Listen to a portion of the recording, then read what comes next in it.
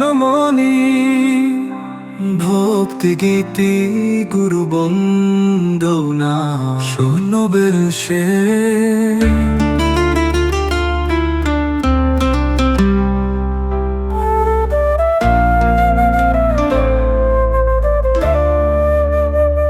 হে গুরুদেব তুমি মোদের নয়নমণি, তুমি হৃদয়ের অন্তরতম বন্ধু।